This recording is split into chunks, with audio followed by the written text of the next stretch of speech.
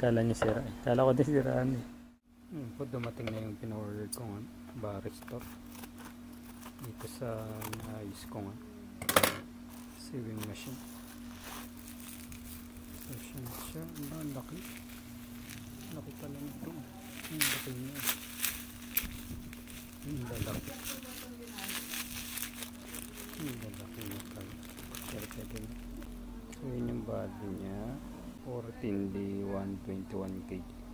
121 volts yung binili ko. Yung original lang guys. Hindi ko kasi alam yung value nito.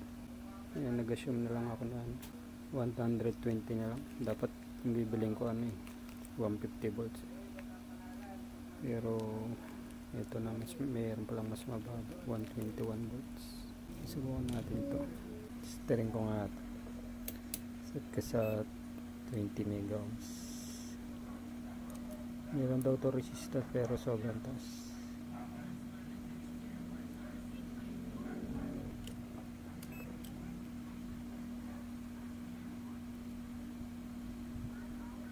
Wala.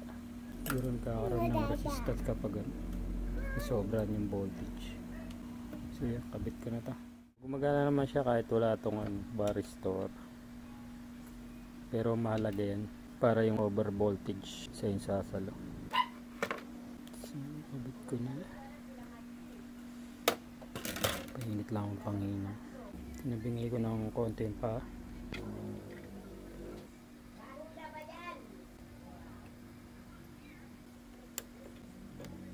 So yan, setting ulit. Yun, power ulit. So ayos na to. Balik ko lang ang cover. So mount ko lang to, maayos. Pag minount nyo siya, walang pantay. Tapos tulak nyo lang yung gitna. Ayan, tulak nyo lang dito sa gitna. Ayan. Ayan. Tapos ito. Tapos tornilyo nito. Lagyan ko pa nga dito naman. Lagyan ko din ng cable tie. So balik natin.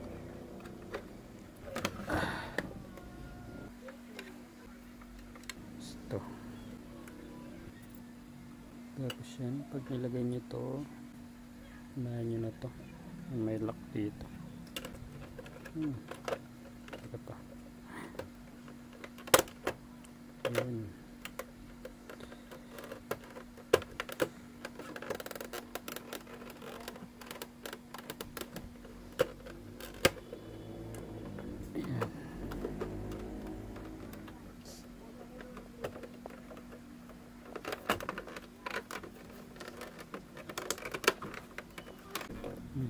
Kanya.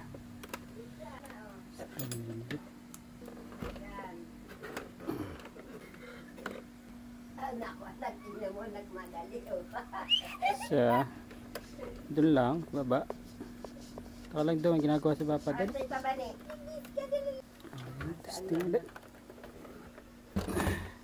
Last test. Yun. Off. On. Off. On. Na. Tapos dito yung function niya.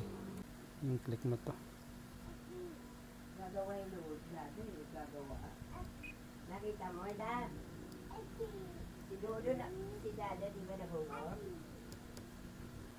Ay, sabihin ito. Buka ko ilagay ito. Baka na-detect niya na air. Dito nakalagay.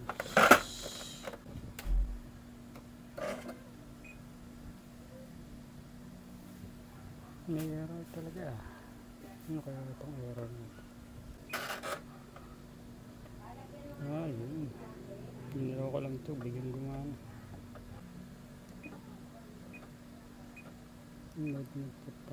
Nagmamalfunction yun.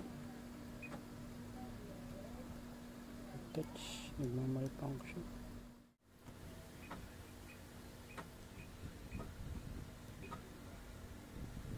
Hindi soft touch to.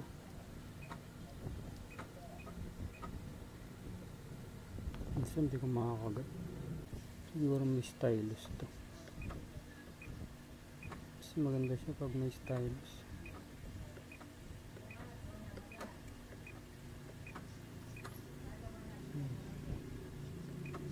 Ito lang function nitong pinaka-screen. Yes, soft touch.